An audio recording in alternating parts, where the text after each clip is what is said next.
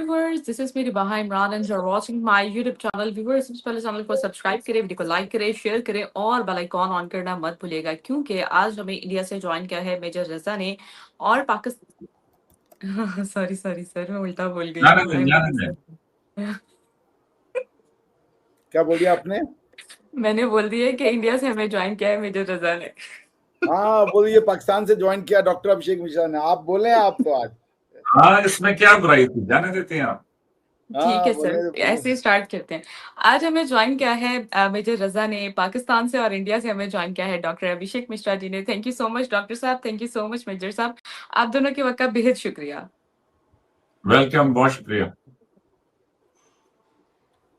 आज हम जिस टॉपिक पे बात करने जा रहे हैं वो है अल जजीरा का एक इंटरव्यू जो कि हमारी जो मिनिस्टर हैं, फॉर्मर मिनिस्टर हिना रबानी खर के हवाले से है।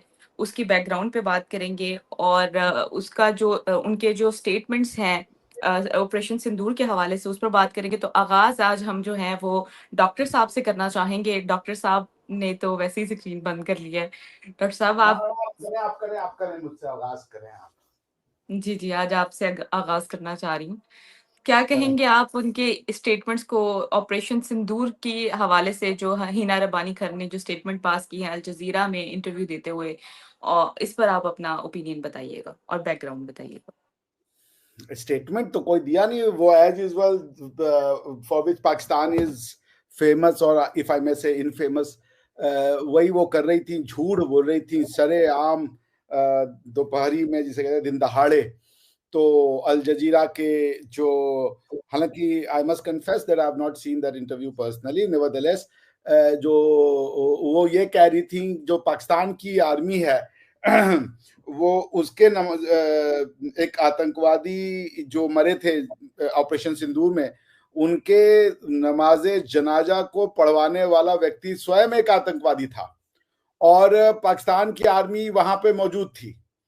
तो वो ये कह रही थी कि जी नहीं, वो जिसकी आप बात कर रहे हैं हाफिज अब्दुल रऊफ वो दूसरा है, ये हाफिज अब्दुल रऊफ दूसरा है, कई हाफिज अब्दुल रऊफ हो सकते हैं।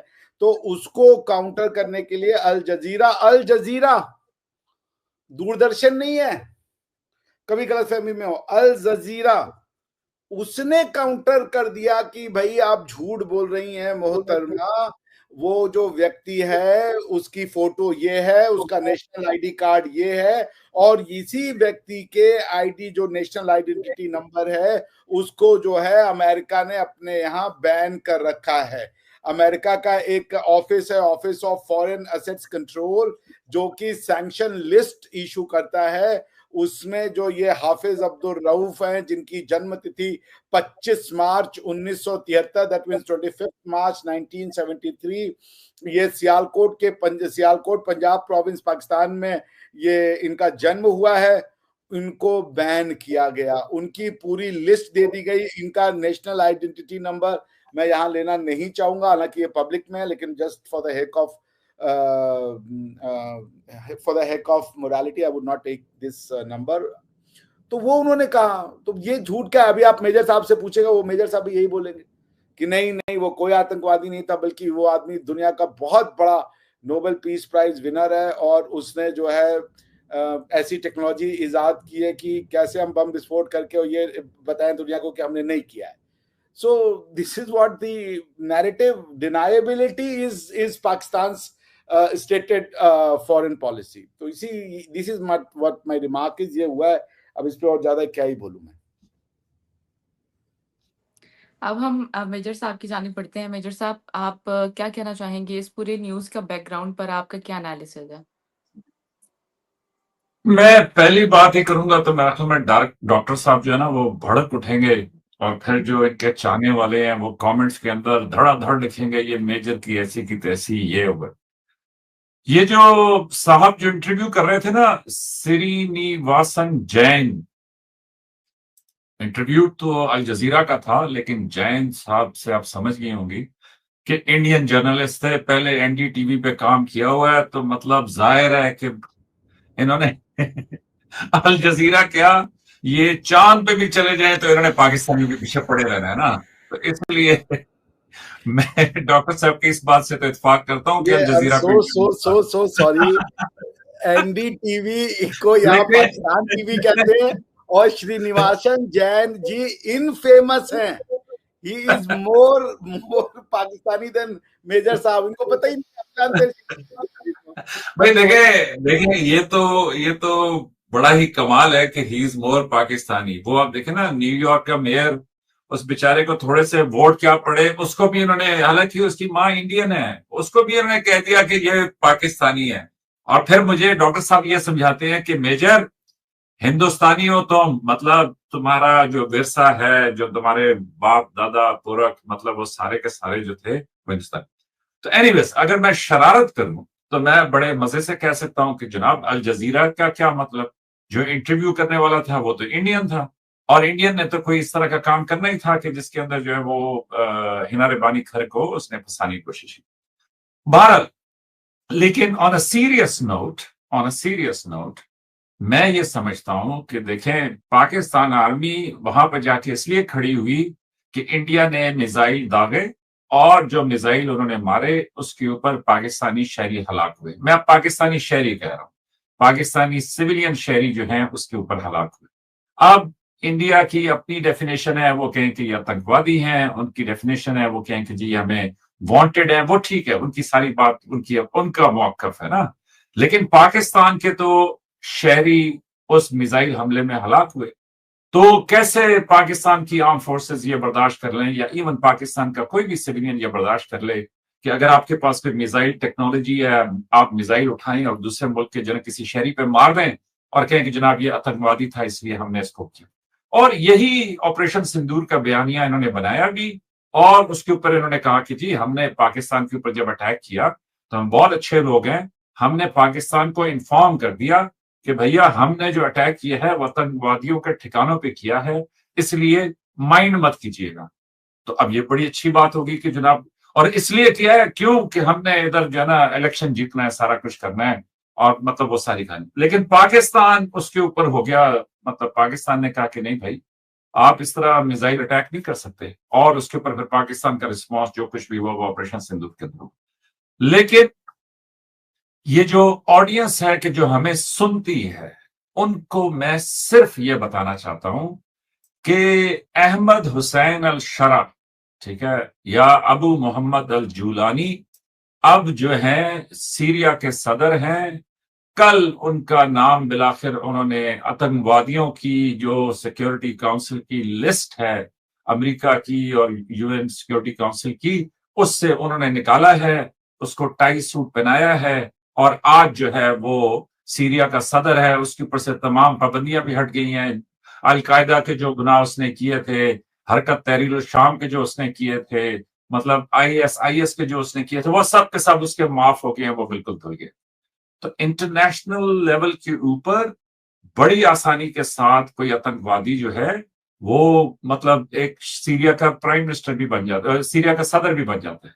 और इसी तरीके से अब थोड़ी सी ये मिसाल तल्ख हो जाएगी, लेकिन कल तक ये जो नरेंद्र मोदी साहब थे, ये भी एक दहशतगर्द की लिस्ट के अंदर, आतंकवादी की लिस्ट के अंदर ही शामिल थे, क्योंकि गुजरात में जो कत्ल गारत हुई थी और जो ममदानी को भी गालियां पड़ी हैं, वो इसीलिए पड़ी हैं कि ममदानी साहब भी मोदी साहब को बुचर ऑफ गुजरात कहते हैं।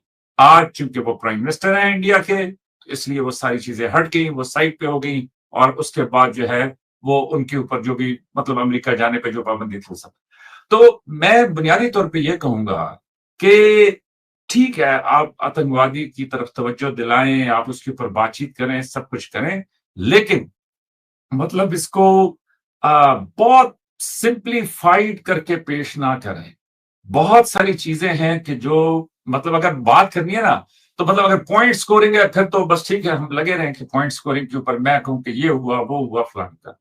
लेकिन मेरे अपने पॉइंट ऑफ व्यू से कि ये जो सारी बातचीत होती है, इस बातचीत से कोई मकसद नहीं हासिल होता। मतलब देखे ना, अब उसमें आपने भी इंटरव्यू के लिए उठाया, तो आपने ये उठाया कि जी ये बात होगी। मुझे बताएंगे कि इसके अलावा इंडिया पाकिस्तान के बीच में पीस के लिए, इंडिया पाकिस्तान के फ्यूचर के बारे में, मतलब आने वाली नस्लों के बारे में, हिना रबानी खर की उस इंटरव्यू में से कोई और बात मुझे बता सकती हैं आप? तो जवाब है कि नहीं। तो सेंसेशन है अगर वो, तो सेंसेशनल बात कर देता हूं। सेंसेशनल बात यह है कि जी हिना रबानी खर का जो इंटरव्यू करने वाले थे वो जैन साहब थे जिनका इंडिया से ताल्लुक था। तो भले वो अल जजीरा पे इंटरव्यू करें, भले मार्स पे जाके इंटरव्यू करें, लेकिन हम नहीं मानते जनाब ये जो इंटरव्यू है इसको। तो बस और मैं क्या कहूँ। डॉक्टर तो साहब आपके क्वेश्चन का कोई मैं बता देता हूँ। मेजर साहब के इतने सारे प्रश्न हैं, उसका उत्तर दे देता हूँ। मेजर साहब की आदत ये है, और जो मतलब पाकिस्तान की आदत ये है कि इवेंट्स को लेते हैं, उसका कॉन्टेक्स्ट, उसकी मीनिंग, उसका रेफरेंस सब खत्म कर देते हैं। ठीक है, कंपेयर ड्रॉ करते हैं एप्पल और ऑरेंजेस का। अच्छा, अब चले। हाफिज सईद टेरर है, टेररिस्ट है सर? नहीं है। क्यों नहीं है भैया? किसी कोर्ट ने हाफिज सईद को आज तक टेररिस्ट नहीं डिक्लेयर किया। ये लॉजिक है मेजर साहब। Do I agree? Do we agree on this issue कि भाई उनको आज तक किसी ने आतंकवादी नहीं कहा, तो वो आतंकवादी नहीं। किस कोर्ट ने प्राइम मिनिस्टर मोदी साहब के अगेंस्ट में एक भी डिसीजन पास किया है? नन। लेकिन वो आतंकवादी है आपके लिए। अभी आपने यूज किया है वो वर्ड। एक इंटरनेशनल जो एजेंसीज हैं स्टेट की, किसी ने कहा हो कि yes he was involve in any kind of दंगा या रायट या he couldn't handle it? No, except the newspapers. आप उसको मानने को तैयार है। ये आपकी बौद्धिक लेवल को रिप्रेजेंट करता है। डबल स्टैंडर्ड जब आप रखते, Hafiz Saeed UN designated terrorist है, लेकिन आप उसको टेररिस्ट नहीं मान रहे, आप कोर्ट का हवाला दे रहे हैं कि जब तक कोर्ट नहीं कहेगा वो नहीं है। और प्रधानमंत्री मोदी को butcher of Gujarat, butcher of ये और ये इन्होंने कर दिया है डिक्लेयर। हाफिज सईद तो बुचर ऑफ मुंबई है, सब दुनिया जानती है, सारी दुनिया जानती है। वो बुचर ऑफ मुंबई है, बुचर ऑफ हिंदूज है, वो बुचर ऑफ जूस है। उसने भेजे थे भाई मुंबई में। मुझे नहीं पता था कि छबाड हाउस है, ये जो आतंकवादी आए थे पाकिस्तान से, कसाब और ये, वो जाके छबाड हाउस में यहूदियों को मार रहे हैं। अरे भाई, समस्या कश्मीर में है, मुंबई पे टेरर अटैक, उसमें यहूदियों के पास जागने की क्या जरूरत थी? ये है हाफिज सईद टेररिस्ट नहीं है, फलाही काम करता है वो चरितार्थ के काम करता है। डबल स्टैंडर्ड इतना है कि उसके लिए कोर्ट का स्ट्रक्चर चाहिए, कोर्ट के जजमेंट चाहिए। लेकिन प्रधानमंत्री मोदी को द हिंदू और एनडीटीवी के न्यूज चैनल, जिसको अभी बैठ के मेजर साहब गाली दे रहे हैं, उनके द्वारा दिए गए स्टेटमेंट्स के आधार पर ये प्रधानमंत्री मोदी को जो है कह रहे वो गुजरात का बुचर है। जितने मुसलमानों को प्रधानमंत्री जी ने पिछले 11 साल में घर दिया, खाना दिया, वो इनको नहीं दिखता। स्कॉलरशिप दी, उनकी बच्चियों को हज में बिना महरम जाने के लिए सऊदी अरेबिया के प्रिंस से स्पेशल उन्होंने वो दिलवाई। लेकिन चूंकि हिंदू मुसलमान करके इनको खाना है, तो ये ऐसी चीजें ढूंढते, इनको अच्छाई दिखेगी नहीं। आंखों में पाकिस्तान नाम की ऐसी गंदी पट्टी बंधी हुई है जो सिर्फ उल्टा देखती है। ये कह रहे जी ममदानी साहब को, जी ममदानी साहब की मां इंडियन है। जिन्ना का बाप और मां दोनों इंडियन थे भाई। पाकिस्तान बनने से पहले भारत में पाकिस्तानी रहते थे। पाकिस्तान तो 15 अगस्त 1947 को बना है ना भाई, मगर पाकिस्तान का आइडिया तो भारत की धरती पे भारत के मुसलमानों ने लाया ना। उसके जिन्ना की मां हिंदू थी, जिन्ना की मां पाकिस्तानी थी, जिन्ना के बाप पाकिस्तानी थे। आपका ये जो पहले ये जो याहिया खान और ये जो आपके सारे अयूब खान, इनके माँ बाप पाकिस्तानी थे कि इंडियन थे? जरा पूछिए उनसे। सबके माँ बाप इंडियन थे, सबने अपनी माँ की खंजर में मार करके और ये देश लिया है। तो आप ये तो ना सुनाए ना कि जो उनकी माँ इंडियन है। कितनी हिंदुस्तानी माओ ने अपने रिलीजन के लिए इस धरती को छोड़ा है, धोखा दिया है। तो हमें ये कहानी तो ना सुनाए ना माँ और बेटे की कि भारत में अच्छा आपका हो जाए तो जी गोली मार दो अगर गद्दार हो जाए तो। इस्लाम में कभी गद्दार नहीं हुए हैं। इस्लाम में क्या लोगों ने गलत इंटरप्रिटेशन करके क्या मुखबिरी नहीं की है तो हम उनको गोली मारेंगे, उनके अगेंस्ट में ऑपरेशन बदर चलाएंगे, उनको खारिजुल अल इस्लाम कर देंगे? तो इस्लाम में अगर गद्दार पैदा हो सकते हैं तो भारत माता की धरती पे गद्दार नहीं पैदा होंगे? तो डबल स्टैंडर्ड काहे रखते हैं इतना मेजर साहब? मेरे दिल में दर्द होने लगता है बेकार में। अब आप सुन लीजिए इनका ये। अब आइए उस पे HTS हयात तहरुल शरार, वो सीरिया के अंदर में हुआ है। It was a rebel against Asad. उन्होंने एक, हम लोग जब लॉयर हैं तो हम बच्चों को पढ़ाते हैं कि अगर लॉ जो है ना वो इंडिविजुअल पे काम करता है, भीड़ में लॉ नहीं काम करता। लॉ की ये डेफिशिएंसी है। आपने अगर लॉ को निगेटिवाइड करना है तो आप लॉ के पावर सेंटर पे चले जाइए, आपका इलीगल काम लीगल हो जाएगा। पाकिस्तान की आदमी क्या करती है, वो पावर सेंटर पे बैठी हुई है, सारे इलीगल काम लीगल हो जाते हैं। तो एचटीएस जो है वो जो जुलानी साहब जिनको ये कह रहे हैं, वो जो असद की गवर्नमेंट के अगेंस्ट में एक फैक्शन था जिसका टाई अप अलकायदा और इससे था, क्योंकि वो उसका यूज करना चाहते थे असद के अगेंस्ट में फाइट करने में। उन्होंने सक्सेसफुली असद की रिजीम को डिसलॉज कर दिया। तो अब क्या पावर वैक्यूम हो गया वहां पे, वो जाके बैठ गए।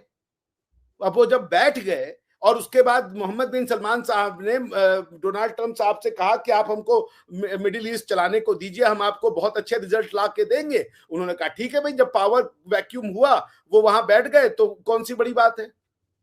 जिन तालिबान को आज ये मेजर साहब नहीं एक्नॉलेज कर रहे हैं, the first governments to acknowledge Taliban in their first attempt to grab the power position in Afghanistan, UAE और पाकिस्तान था। आज दोनों ही नहीं रिकॉग्नाइज कर रहे।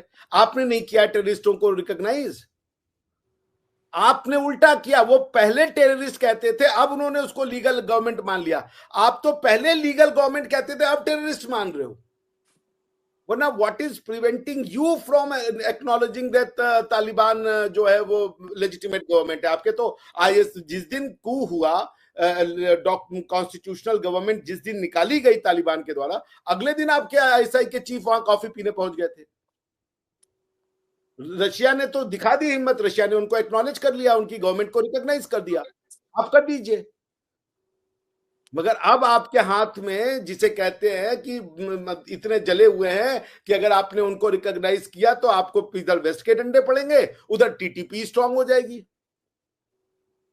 आपकी दिक्कत यह है कि आपको समझ में नहीं आ रहा हम क्या करें।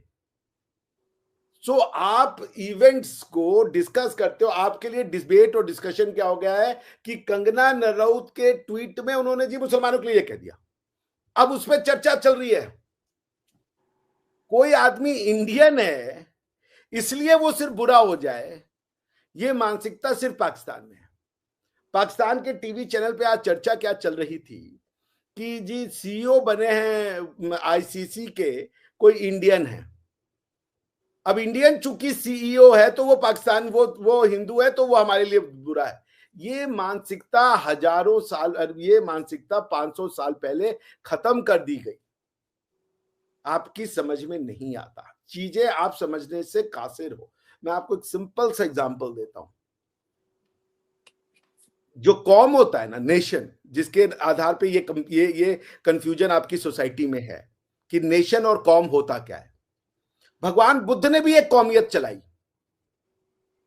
और उन्होंने भी भारतीय जो कौम थे उससे अलग कौमियत चलाई, लेकिन उन्होंने अपने आप को गॉड से काट दिया, क्योंकि उनका यह कहना था कि गॉड की कौम वाले तो ये वैदिक वाले हैं, इनकी फिलॉसफी वेद से है। उन्होंने कहा मैं गॉड को नहीं मानता, गॉड इज नथिंग। उन्होंने कहा मुझे मानो। तो वो गॉड से कट गए, उन्होंने अपनी फिलॉसफी, बुद्धिस्ट फिलॉसफी को चलाया। आप क्या, कॉन्सेप्ट ही अलग है। आप गॉड से, एक गॉड कह रहा है कि मैं यहूदियों का हूं, वो यहूदियों से डायरेक्ट बात करके लेके आए उनको अपना उम्मती कहने की भाई ये हमारी उम्मत है। यहूदियों को नहीं कहा कि जाके प्रचार प्रसार करो।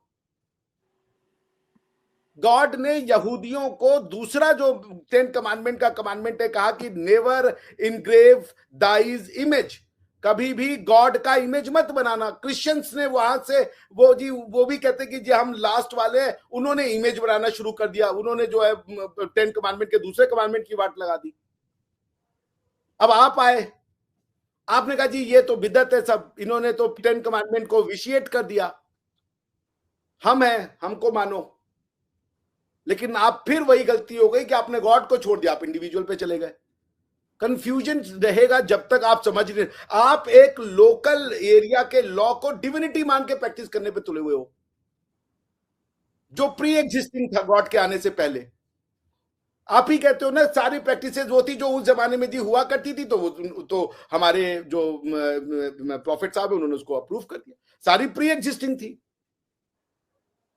थोड़ी सी ट्वीक हुई खाली उसमें कि भाई ये शराब मत पियो और जुआ मत खेलो और ये सूद मत लो, बाकी सब प्री एग्जिस्टिंग थी, गॉड के आने से पहले थी, जाहिलिया की लॉज है वो मोस्टली। लेकिन आपकी समझ में नहीं आ रहा, जिद है आपकी।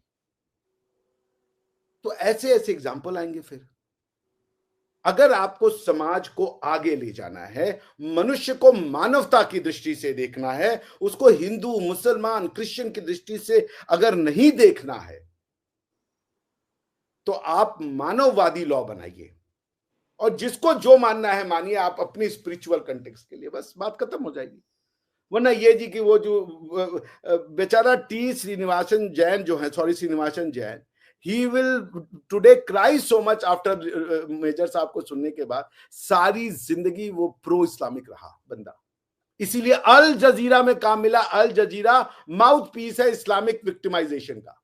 जी मुसलमानों को यहां अत्याचार हुआ, मुसलमानों को वहां अत्याचार हुआ, कल ये दिखाते दिन भर। वो ऐसी कोई टीवी चैनल और जूस की नहीं चलती, क्रिश्चियनों की नहीं चलती, हिंदुओं की नहीं चलती। अल जजीरा, टीआरटी, इनका एक काम है, आज मुसलमानों के साथ यहां जुल्म हो गया, मुसलमानों के साथ वहां जुल्म हो गया। मुसलमान अगर जुल्म कर रहा है वो तो अच्छा हो रहा है। उसको अगर श्रीनिवासन जैन को अल जजीरा ने रिक्रूट किया है तो ये सोचिए उसकी क्रेडिबिलिटी आपके होने से भी ज्यादा है कुवैत में, कतर में। बस इससे ज्यादा आप क्या बोले। धन्यवाद। अच्छा मेजर साहब, मेरा आपसे ये भी सवाल है, आप डॉक्टर साहब को काउंटर भी कर सकते हैं। अ, आपने देखा कि पाकिस्तान में माइक्रोसॉफ्ट ऑफिस जो है वो बंद किया जा रहा है, जिसमें कई लोग जो हैं वो बेरोजगार भी हुए हैं। इस पर आप क्या अपना ओपिनियन रखते हैं? हम देखते हैं कि यूट्यूब का यहाँ पर मतलब ऑफिस नहीं है, फेसबुक का यहाँ पर ऑफिस नहीं है, इवन कि फेसबुक भी यहाँ पे मोनेटाइजेशन नहीं होती क्योंकि उनका ऑफिस और असेस नहीं है यहाँ पर इस रीजन में। तो सर क्या और अब ये माइक्रोसॉफ्ट का ऑफिस यहाँ पर है, तो उसको उनको जो है वो बंद किया जा रहा है, क्या कहेंगे आप इसको देखते हुए? वो माइक्रोसॉफ्ट का जो ऑफिस है वो न्यूज बड़ी है, लेकिन ये है कि हैं 6 एम्प्लॉयज माइक्रोसॉफ्ट के पाकिस्तान में के जिनको आप कह रही हैं कि बेरोजगार हुए। तो उनकी वो जो डाउन साइजिंग थी या जो ग्लोबल पॉलिसी है कि क्लाउड में वो चले गए हैं या मतलब रिमोटली मॉनिटर करेंगे, तो उसकी वजह से। सेकेंडली कि मेरा ख्याल में उनका यहाँ पर बिजनेस नहीं था, वो इस वजह से कि जी मुझे नहीं मालूम, मैं इतना कि फेमिलियर नहीं हूँ कि माइक्रोसॉफ्ट, लेकिन मैंने वो खबर जरूर पढ़ी थी। उसको जो है ना उसमें 6 एम्प्लॉयज है, तो वो मेरे ख्याल में कोई इतना सिग्निफिकेंट नहीं है। आज चले गए हैं, कल वापस आ जाएंगे, मतलब ये इस तरीके से चलता है। हाँ, लेकिन ये है कि डॉक्टर साहब का इतना लंबा लेक्चर 15 मिनट का, और उसमें घूम फिर के बात वही आई कि तुम्हारा मजहब ही तुम्हारा सबसे बड़ा प्रॉब्लम है। डॉक्टर साहब का ये कंसिस्टेंट इनका जुमला है कि major your religion is your problem, ठीक है, not your problem is the source of all your problems. अब उस पर मैं क्या कर सकता हूं, उस पर मैं क्या जवाब दूं?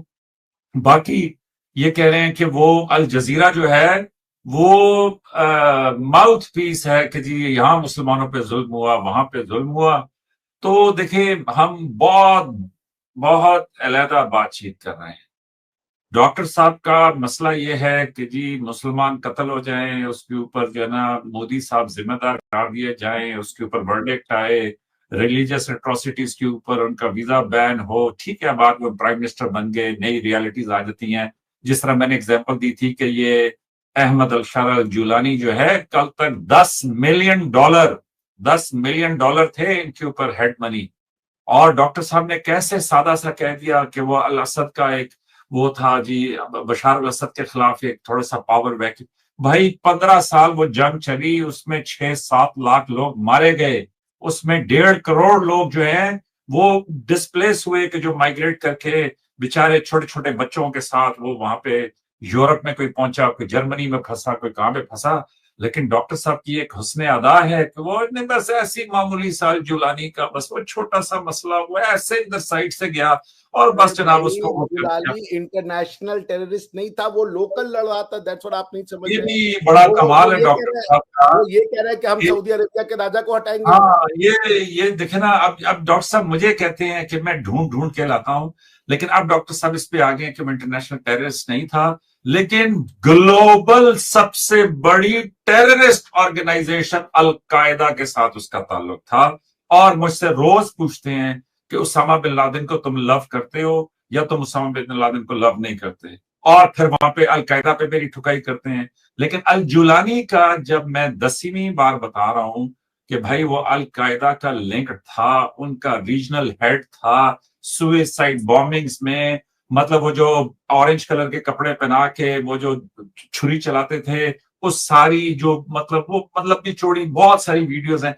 ऐसे तो नहीं $10 मिलियन तो उसके ऊपर। आपका और पॉइंट अमेरिका क्या को है मेजर साहब? आप यही कहना चाह रहे हो ना, उनको टेररिस्ट से हटा दिया इसलिए हाफिज सईद भी टेररिस्ट से हट जाए, दोनों कोई वैल्यू हाँ, नहीं है। मैं डॉक्टर साहब को देखे ना, जो अभी डॉक्टर साहब को समझ आना शुरू हो गया, तो मैं डॉक्टर साहब को ये बता रहा हूं कि अभी डॉक्टर साहब लिस्टें बनाने वाले लिस्टें बनाते हैं, जिसको चाहे लिस्टों में डाल देते हैं और जब दिल करता है लिस्ट से निकाल देते हैं। ये है दुनिया का जियोपॉलिटिकल असूल कि जिसमें आज जो भी जिसके साथ खड़ा हो। तो इसलिए मुझे जो मेरी आप छितर परेड फौज में कहते हैं कि जो मेरी आप छितर परेड करते हैं कि भाई मेजर तुम्हारा मजहब तुम्हारा मसला है, कोई मजहब किसी का मसला नहीं है। असूल की बात यह है कि जी बेबस लोग हैं फलस्तीन के, तो उनके ऊपर जो भी जुल्म हो जो कुछ भी हो दुनिया ने उसको इग्नोर ही करना है। तो मैं यही मिसाल देना चाह रहा था कि देखें, आप बेशक उनको आतंकवादी कहते हैं, I understand your position on that, लेकिन जब आप मिसाइल मार के लोगों को मार दें तो वो दुनिया के किसी कायदे में नहीं आता। फिर आप भी आतंकवाद हैं, बड़ी माजरत के साथ। हिंदुस्तान ने भी टेररिज्म किया कि उसने ऑपरेशन सिंदूर के नाम पे पाकिस्तान पे मिसाइल दाग दी। किस कानून के तहत आपने दाग दी? भाई आप कह सकते हैं कि जनाब हमने पहले सबूत दिए, इन्होंने अटेंड नहीं किया, ये नहीं किया, वो सारी बातें आप कह सकते हैं, लेकिन फिर उसके बाद देखें ना, ऑपरेशन सिंदूर के ऊपर आप गए सलामती काउंसिल में, नहीं आप पाकिस्तान को नॉमिनेट करवा सके। उसके बाद आप गए कि जी वो एससीओ की डिफेंस मिनिस्टर्स की कॉन्फ्रेंस के अंदर, नहीं आप नॉमिनेट करवा सके। उसके बाद आप गए एससीओ के अंदर, नहीं आप नॉमिनेट करवा सके। तो मतलब पे दर पे आप हर दुनिया के क्वाड में आप गए, वॉशिंगटन डीसी के अंदर, जिनके आजकल अब सबसे ज्यादा सगे बने हुए हैं अमेरिका, ऑस्ट्रेलिया, जापान और इंडिया, और वहां तक आप स्टेटमेंट नहीं दिलवा सके। तो इसलिए डॉक्टर साहब अपने ऑडियंस के लिए तो ये बड़ा अच्छा है, लेकिन जो असूल आप लागू कर रहे हैं उसी असूल की बुनियाद के ऊपर हिंदुस्तान ने भी बिल्कुल बेअसूली की कि उसने जो है ना क्या कहते हैं उसको मिसाइल दाव दी। तो वो जो लोग उसके अंदर मरे, वो जो शहीद हुए, वो तमाम उन लोगों का खून जो है वो हिंदुस्तान के सर पे है, और उसके बाद फिर जितना भी खून खराब हुआ वो सारा उसी के सर पे है कि जिसने वो सब कुछ स्टार्ट किया। तो इसलिए बराए मेहरबानी एक तो मजहब के ऊपर ना ये कहें बार बार कि जनाब तुम्हारे सारे प्रॉब्लम्स की जड़ जो है वो तुम्हारा मजहब है। मैं मानता हूं कि आपने अपनी तरफ से बड़ी अच्छी रिसर्च की होगी, लेकिन उसमें भी कई दफा मैं आपको समझा चुका हूं कि देखें जी, हजूर सल्लल्लाहु अलैहि वसल्लम के अपने दामाद जो है वो यहूदियों के पास नौकरी किया करते थे। दूसरा कि जी कुरान खुद कहता है कि जी वह लकुम दीनुकुम वलिय दीन, कि आपके लिए आपका दीन, मेरे लिए मेरा दीन। I respect Hinduism with my heart कि जी लोग जो चाहें उनकी जो भी चॉइस हो, जिस तरह आप मर्जी तो है वो इबादत मुनाफिक है करना ना चाहिए। फिर मेजर साहब। आपकी तो मुझे बात ही नहीं समझ में आ रही है। आपने देश का बंटवारा रिलीजन के नाम पे किया, आप कह रहे रिलीजन की बात देखिए मत करो। देखिए डॉक्टर साहब, आपको मैं समझाता हूं कि देश का बंटवारा कैसे हुआ। देश का बंटवारा इसलिए हुआ कि जो जो जो यहाँ पे मुसलमान थे उन्होंने कहा कि जी हमारा रहने का तरीका अलग है, कैसे हमारी आपके बातचीत रहने का अलग तरीका है, अलग है? हमारी हमारी हमारी तमाम वो चीजें अलग है, क्यों हम क्यों अपना एक आपके अलग रहने का देश तरीका चाहते हैं। क्या अलहदा था? बताइए क्या अलहदा था? और डॉक्टर साहब देखें, जो उनकी अपनी इबादत करने के तरीके हैं, फिर उसके बाद उसमें एक पॉलिटिकल फैक्टर भी था, खाली रिलीजियस फैक्टर नहीं था डॉक्टर साहब, उसमें सिर्फ पॉलिटिकल रिलीजियस फैक्टर भी फैक्टर था। था। दो कौमी नजरिया दिया गया ना भाई मेजर साहब, कि नहीं हिंदू डॉक्टर और साहब मुसलमान देखें, तो वो और है ना। वो वो वो बहुत सिंप्लीफाइड वर्जन है, लेकिन मेरी अपनी समझ भैया के बात तो मुताबिक है, इसी को कहते हैं हाइंडसाइट एनालिसिस। आप इसी को नहीं, बिदअत कहते हैं सऊदी अरेबियन। आप अपने मन से कंकॉक्टेड थ्योरीज ला रहे हैं। भाई साफ साफ कहा गया, ये डायरेक्ट वो आपके नैरेटिव में फिट नहीं हो रही ना। आप मुझे एक बात बता दीजिए, ये बुद्धिज्म जो है जापान में गया, वो वहां के जो जापानीज बुद्धिस्ट क्यों नहीं कहे कि हम जापानीज के साथ नहीं रहेंगे? तो उनकी मर्जी, वो कहना चाहते हैं तो कह सकते हैं। अरे भाई क्यों नहीं कहे? क्योंकि बुद्धिज्म नहीं सिखाता ये बात। तो नहीं, आपका जो हासिम हुसैन रिजवी, क्या नाम है यार, खादिम हुसैन रिजवी, वो कह रहा है कि भाई हमको यहाँ पे काफिर और ईमान वाले और मुसलमान को दो कौमें बनाई, हम नहीं रह सकते। आप कह रहे वो भी गलत है। मेजर साहब आप कुछ तो, आप मुझे कह रहे हैं, आप मुझे वो, मैं आपको आइडेंटिफाई कर रहा हूं सोर्स ऑफ द प्रॉब्लम। हमारे आपके बीच में डिस्टिंक्शन सिर्फ रिलीजन है और कुछ किसी को भेज रहे। अच्छा डॉक्टर साहब, एक तो अपने पास ये लिख लें, कहते हैं तो मैं अपने हाथों से लिख के आपको भेज दूंगा। खादिम हुसैन रिजवी साहब बड़े पॉपुलर थे, बड़े मशहूर थे, लेकिन अगर आप ये कहें कि जी वो हिस्टोरिकली कोई बहुत जीनियस और बहुत टॉप ऑफ द लाइन आलिम थे, तो बड़ी अदब के साथ अर्ज करूंगा कि वो एक गवर्नमेंट सर्वेंट थे। वहां से उन्होंने रिटायरमेंट ली, रिटायरमेंट लेने के बाद पूरी उनकी हिस्ट्री पढ़ लीजिए। तो वो यस ऑफ कोर्स अच्छा बोलते थे, he was a very good orator, बहुत सारे लोग उनको पसंद करते थे। लेकिन सुन लेना डॉक्टर साहब, सुन लें, मैं जानता हूं, मैं खादिम हुसैन सुन लेना डॉक्टर साहब, इसलिए कि आपके नैरेटिव में जब मैं फिट नहीं होता ना तो फिर आप मार्क ट्राई नैरेटिव है, मेरा फैक्ट है, मेरा कौन सा आपका नैरेटिव है? मेरा तो फैक्ट है मेजर साहब। मेरे प्रश्न का डॉक्टर साहब आपका फैक्ट गलत है। खादिम हुसैन रिजवी साहब ने शायद जिंदगी में एक भी किताब नहीं लिखी। आप उनको किधर से स्कॉलर और क्या? किताब लिखने से क्या हो जाता है? किताबें बहुत बकवास से लिखी हुई। उनको कुरान आता था, उससे बड़ा नॉलेज कुछ है ही नहीं। उनकी कन्विक्शन है, उनका कन्विक्शन है भाई। जब नालंदा और तक्षशिला क्यों तोड़ा गया था? इसीलिए ना कि वहां पे घटिया पढ़ाई होती थी। जब आ गया नॉलेज, उसके बाद काहे के लिए नालंदा और तक्षशिला की यूनिवर्सिटीज की जरूरत थी? मुगलों को और ये गाजी, ये गजनवी और इनको, जिनको आपने अपना हीरो बनाया है, ये मिसाइलों के नाम रखे हैं, इन्होंने आके यहाँ यूनिवर्सिटियां बनाई हैं। बनी बनाई अलाउद्दीन खिलजी को तो आप अल्लामा ही करके पढ़ाते होगे अपने बच्चों के उसमें। ये क्या अलाउद्दीन खिलजी और बख्तियार खिलजी ने नालंदा को और तक्षशिला को नहीं तोड़ा? आप इनको हीरो ही बताते हो ना अपनी पुस्तकों में, कि इनको विलन बताते हो। आप ये कहां से लॉजिक ला रहे हो कि इन्होंने कोई किताबें नहीं लिखी? भाई आपके हीरो वो हैं जिन्होंने यूनिवर्सिटियां जलाई हैं। नालंदा की यूनिवर्सिटी जली थी तो 1.5 साल तक जलती रही, इतनी किताबें थी। बख्तियार खिलजी ने कहा ये सारी घटिया किताबें, इनको जला दो। तो हीरो बख्तियार खिलजी होगा और पैदा आपके आइंस्टाइन हो जाएगा।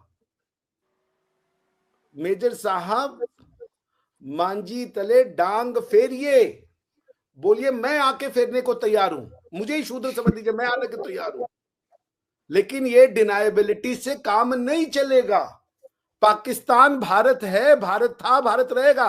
लेकिन जो टू नेशन थ्योरी के लिए मानता है, वो पाकिस्तान को भारत नहीं मानेगा। और जब मैं कहता हूं कि ये भारत है, मैं ये नहीं कह रहा हूं कि आके लाहौर को उठा के गोवा ले आइए।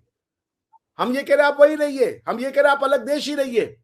अखंड भारत को दिन रात पानी पी पी के, वो भी सबसे गंदा वाला पानी पी पी के आप लोग गाली देते हैं कि ये अखंड भारत की बातें करते हैं। और आज आप कह रहे हैं कि इस्लाम जो है जी वो रीजन नहीं है।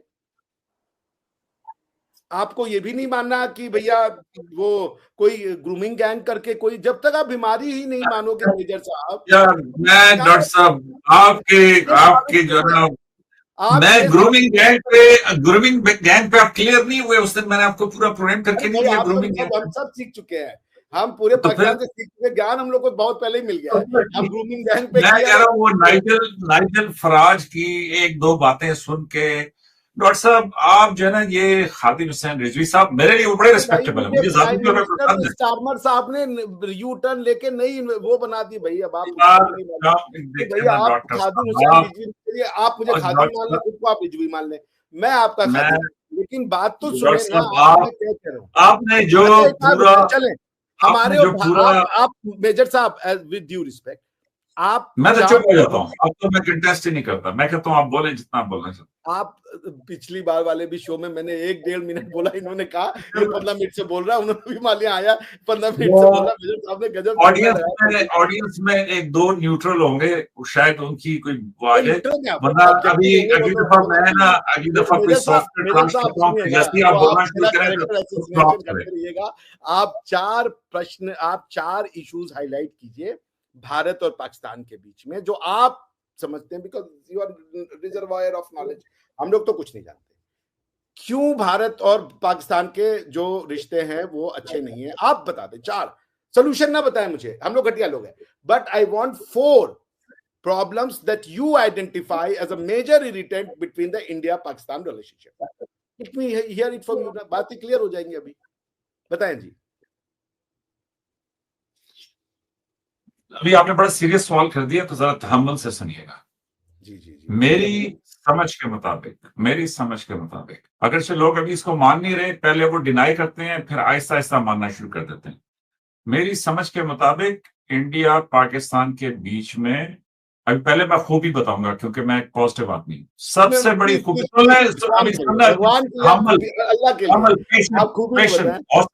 हौसला, थोड़ी देर के लिए ये आपके लिए अच्छा है।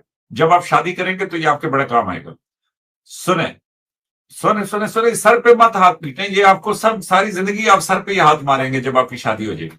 अच्छा, पहली बात ये है कि जैसे ही आप और मैं बात करते हैं तो आपकी भाषा मुझे समझ आती है, मेरी जबान आपकी, ये सबसे बड़ी खूबी। अब प्रॉब्लम्स पे आते हैं। नहीं प्रॉब्लम ये है, मेजर साहब, कम्युनिकेशन और स्पीकिंग दो अलग अलग चीज है। ठीक है। Speak to each other, we don't understand each other, so हमें आप समझ नहीं आते, मैं आपको समझ में नहीं आता। We have major understanding problem, so we might listen to each other but we don't understand each other. There's a distinction, there's no communication, there's only talking. ठीक है, अच्छा लगता है।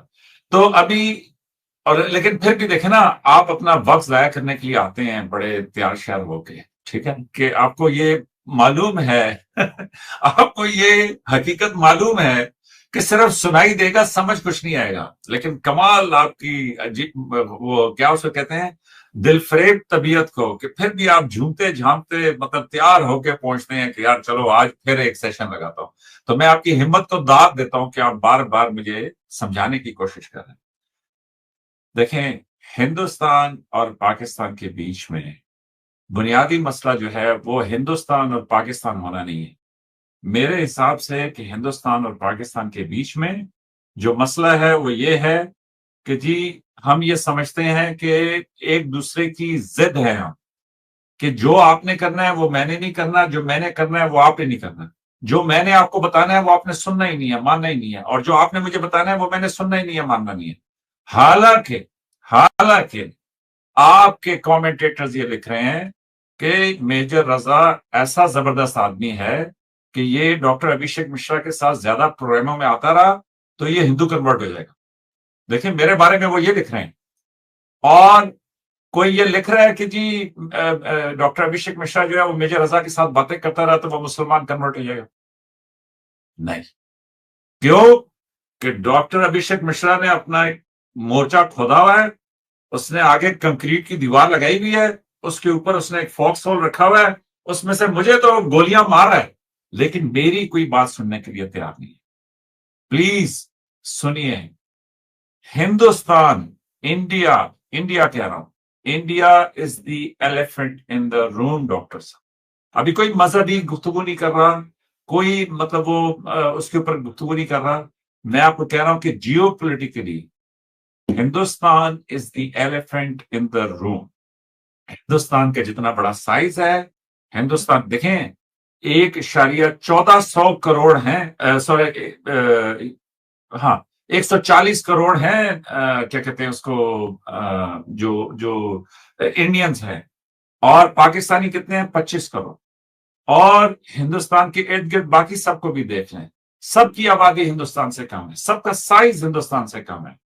तो इस एरिया में अगर कॉन्फिडेंस बिल्डिंग मेजर कुछ करना है, अगर इस एरिया में पीस लाना है, अगर लोगों को आपस में जोड़ना है, अगर लोगों को आपस में मिलने जुलने का मौका देना है, सारी जिम्मेदारी हाँ सुने, सारी जिम्मेदारी हिंदुस्तान के ऊपर है, नंबर 1। सो पहला प्रॉब्लम यह है कि हिंदुस्तान मतलब India is not behaving as the elephant in the room. India क्या कर रहा है कि आप यूं समझें कि जिस तरह एक बड़ी गाड़ी जा रही है ना, उसके ऊपर, सड़क के ऊपर, मोटरवे के ऊपर, आगे एक छोटा साइकिल वाला आ गया, कोई रिक्शे वाला आ गया, अब वो कोई फर्ज करें उनकी आपस में गाड़ी किसी बात पे टकरा गई, तो बजाय इसके कि वो कहे कि यार भाई कोई बात नहीं है, हो गई टक्कर, सीधा चलें, आप अपने घर जाइए, ये ले पकड़े पैसे, कोई आपका नुकसान हो गया, इंडिया क्या कर रहा है, वो नीचे उतरता है तेरी, तो वो आगे से वो भी कहता है तेरी, बस फिर दोनों की लड़ाई शुरू हो जाती है, और ये मुक्का मुक्का जो है वो 80 साल से तो जारी है। तो इसलिए प्लीज ट्राई टू अंडरस्टैंड कि जो भी, अगर मैं एज में बड़ा हूं, रिबाहा मुझसे छोटी हैं, तो जैसे ही लड़ाई हो तो किसको ज्यादा मेच्योर बिहेव करना चाहिए, मुझे या रिबाहा को? रिबाहा तो यंग है, उसको तो चाहिए कि मेरे सर पे जो है वो डंडे मारे, लेकिन मैं चूंकि अभी तक क्वेश्चन नहीं आया, मैं ये नहीं, क्वेश्चन मैं ये कह रहा हूं, तो पहला प्रॉब्लम ये है कि हिंदुस्तान बिहेव करता है 12 साल के बच्चे की तरह, बजाय इसके कि वो बिहेव करे 1000 साल के एक, वो जो आप कहते हैं ना कि जी 10,000 साल से हिंदू मजहब चल रहा है, भाई उस तरह बिहेव करे ना मेच्योरली। आप बिहेव करते हैं जैसे 14 साल के, मतलब 16 ईयर के टीन एजर इंडियन है। अब आपके वो जो जयशंकर साहब हैं, आपके वो जो प्रधानमंत्री साहब हैं, अभी तक वो सब इस तरह बिहेव करते हैं कि जी, और फिर जब सिंदूर हो जाए, बुनियाद महसूस हो जाए, उसके बाद फिर भूल जाते हैं, फिर कहते हैं कि यार वो ये हो गया वो हो गया। तो पहला सबसे बड़ा प्रॉब्लम यह है कि India should behave as a very responsible, as a very mature, as a very big state. Single question you have identified, Major साहब। नहीं, मैंने पहला बता दिया आपको। पहला प्रॉब्लम ये नहीं, पहला मैंने आपको समस्या नहीं बता पा रहे, आपको समझ नहीं आ रही ना डॉक्टर साहब, क्योंकि आपने कंक्रीट बिछाई है। तो फर्स्ट इज कि India is the elephant in the room and India should behave as the most mature, most responsible state. अच्छा, अब दूसरा बताता हूँ, एक मिनट रुक जाइए, अभी दूसरा बताता हूँ ना, अभी सबर करें, अभी दूसरा बड़ा जल्दी क्लोज करूंगा। दूसरा इश्यू ये है कि जी हमारा इंडिपेंडेंस से जो प्रॉब्लम चल रहा है वो ये ऑक्युपाइड जम्मू एंड कश्मीर का चल रहा है ना, तो बजाय इसके उसको रिजॉल्व करें और उसके ऊपर अभी उसको क्लोजर की तरफ लेके जाएं, आपने उसमें इंडस वाटर ट्रीटी भी डाल दी। तो आप मुझे बताएं कि जब इंडस वाटर ट्रीटी उसमें चला जाएगा तो इश्यूज कम हुए या इश्यूज बढ़ गए? इश्यूज तो बढ़ गए। तो इसका मतलब है कि जी पर्पसफुली इंडिया ने उसमें वो डाल दिए। तो मैं ये कह रहा हूं कि अभी थर्ड इश्यू बन गया है पानी का। तो जब पानी का इश्यू होगा, एक रिस्पॉन्सिबल स्टेट का इश्यू होगा, कश्मीर का इश्यू ऑलरेडी मौजूद है, इसके बाद है कि दोनों मुल्कों के बीच में न्यूक्लियर सबसे बड़ा इश्यू है। तो फोर्थ है इसके जी न्यूक्लियर। तो मेरे पॉइंट ऑफ व्यू से आगे लिस्ट बनाते जाएं तो फिर फिफ्थ ये है कि जी क्लाइमेट, फिर सिक्स ये हो जाएगा कि जी हमारे बॉर्डर्स। तो अभी सुने, हम बाकी सुने डॉक्टर सुने, बाकी दुनिया जो है ना, बाकी दुनिया आगे की तरफ जा रही है, अपने इश्यूज को सॉल्व कर रही है। आज वो सीरिया के अंदर एक डिक्लेयर्ड दहशतगर्द को सदर मान रहे हैं, और हमारे यहाँ क्या हो रहा है कि जो लाइन ऑफ कंट्रोल है, सुने ना, जो लाइन ऑफ कंट्रोल है वो भी सीज फायर लाइन है। अरे भाई, हमने परवेज मुशर्रफ को भी सदर माना था, हमने मैं कह रहा हूं कि सदर माना था। वो आपका इंटरनल मैटर है, हम खुमैनी को भी सदर मानते हैं, उनका इंटरनल मैटर। हम क्यों देने जाए भाई दुनिया के चौधराट करने? आपका क्या लेना देना है भैया? आप उसकी एग्जांपल दे रहे हो। आप मुझे अभी आप कह रहे थे ना इश्यूज की बात, मैंने आपको बताया कि इश्यूज कम नहीं हो रहे, इश्यूज बढ़ रहे हैं, और बढ़ इसलिए रहे हैं क्योंकि हिंदुस्तान उनको बढ़ा रहा है। मेजर साहब आप सुन लीजिए ना, 18 मिनट बोले, मैं तहम्मुल से सुनता रहा, बड़े शांतिपूर्ण तरीके से सुना मैंने। आपके प्रश्नों को मैं रिफ्रेम करता हूं, जरा आप अपने लोगों से पूछ लीजिएगा। पहले 20 मिनट आपने करे, पहले आधा मिनट जो भी आधा टाइम था आपने कैरेक्टराइज किया, इंडिया ये करे, इंडिया वो करे, इंडिया हमारे हिसाब से करे। ये मुझे समझ में नहीं है कि क्यों। खैर एनीवेज, कि जी India is elephant in the room, India अपने ये बिहेव नहीं कर रहा, इंडिया ऐसे नहीं कर रहा, इंडिया वैसे नहीं कर रहा। भाई क्यों करे भाई इंडिया आपके हिसाब से? आपको नहीं समझ में आ रहा, आप अपना बिहेवियर ठीक करो। सारी दुनिया का ये मैटर होता है, ये प्रिंसिपल होता है कि you can't control other, you should control yourself. अब आपकी पहली परेशान तो आई कुडंट अंडरस्टैंड की प्रश्न क्या। आप ये कह रहे हैं जो हम कह रहे हैं वैसे बिहेव करो। अब वो हमें नहीं पता भाई आप क्या चाहते हैं। नहीं, अभी वन लाइनर 2016 से 2025 तक टोटल 4 इंडिया के अंदर अटैक हुए। 2016 में, एक पुलवामा 2019 में, 2025 में ये पहलगाम। ठीक है जी। अब आप उसके ऊपर मिसाइल मार दें पाकिस्तान के ऊपर, तो इंडिया को फिर हम क्या करें? फिर हम वापस मुक्के ही मारेंगे। तो मैं ये कह रहा हूं कि इंडिया को चाहिए कि ओवर ब्लो ना किया करे इश्यूज को। मेजर साहब, आप इंडिया को मुक्के मारने लायक नहीं रहते जिस दिन इंडिया अटैक आपकी आर्मी पे करेगा। आप मुक्का उठा तक नहीं पाएंगे। अभी मुक्के पड़े नहीं है मेजर साहब, मुक्के इसलिए पड़े क्योंकि हमने आपको दे दिया सरप्राइज। हमने आपको ये नहीं कहा कि हम आपके आर्मी के इंस्टॉलेशंस पे अटैक करेंगे। हमने कल तक आप कह रहे थे कि जी आपने 14 जगह पे अटैक किया है, नूर खान पे, फलां जगह पे सैटेलाइट फोटोज आ गई, सब कुछ आ गई। आज आप कह रहे हैं कि जी वो नहीं मारे। क्या बात है साहब? सुन लीजिए, जिस दिन भारत पाकिस्तान की आर्मी पे अटैक करेगा ना, आप 1 घंटे से ज्यादा नहीं लड़ पाएंगे। ये अभी यार आपने 12 दिन का ऐलान करके अटैक किया ना, आप 1 घंटे की बात कर रहे हैं, आपने 3 दिन अटैक किया। क्या कर लिया? पाकिस्तान की आर्मी से लड़ाई नहीं लड़ी थी हमने, आतंकवादियों पे अटैक किए थे हमने। जिसको आप सिविलियन कह रहे हो, आप कह रहे हो कि आपने हमारे सिविलियन पे अटैक किया। यार डॉक्टर साहब, उसके बाद आपने ये कोशिश की कि जी हम अटैक करें और हम आगे से कुछ ना करें। जब पाकिस्तान ने आपके जहाज गिरा दिए, आपने इनके बेसिस पे अटैक किया। बर्बाद कर दिया। इंडियन एयरफोर्स बर्बाद हो चुकी है। 1971 में हम हार चुके हैं। सुन तो लीजिए ना, अभी 1971 पे चल मेरी बात तो सुन लेना मेजर साहब। जिस दिन इंडियन आर्मी ये डिसाइड, 1971 वाले भी अभी बेस बना रहे हैं ना, वहां पे भी वो गर्दन आपकी दबा रहे हैं ना, ये सुलीगुरी के ऊपर। अच्छा, वो दबा रहे। जिस दिन हम गर्दन दबाएंगे ना उनकी, ढाका और जो हिंदू वाला एरिया है वो हम लोग यही शांति रखते हैं। हमने नहीं करते भाई। बांग्लादेश और पाकिस्तान दोनों की गर्दन हम यूं तोड़ सकते, नहीं तोड़ते हम। ये हमारी नहीं तोड़ सकते। मैं कह रहा हूँ आपको तो डॉक्टर साहब सुने, वो 1971 की बात थी। अभी इस टाइम पे, अभी सुन रहे, अभी इस टाइम पे आप मगरब में भी फंसे हुए हैं, पाकिस्तान में, और मशरक में भी फंसे हुए हैं, बांग्लादेश में। इसीलिए आपके प्रधानमंत्री कभी अमेरिका भाग रहे हैं, कभी जो है ना वो उधर ब्रिक्स। मेरे हिसाब से for the first time Hindustan को खतरा है कि हिंदुस्तान पीसेस में डिवाइड ना हो जाए। हिंदुस्तान, एक बात मैं आपको बताता हूं, एक कहानी थी रक्त बीज की। हिंदुस्तान पीस में डिवाइड होगा, फिर हिंदुस्तान ही बनेगा और कुछ नहीं बनेगा, इस्लाम को छोड़ के।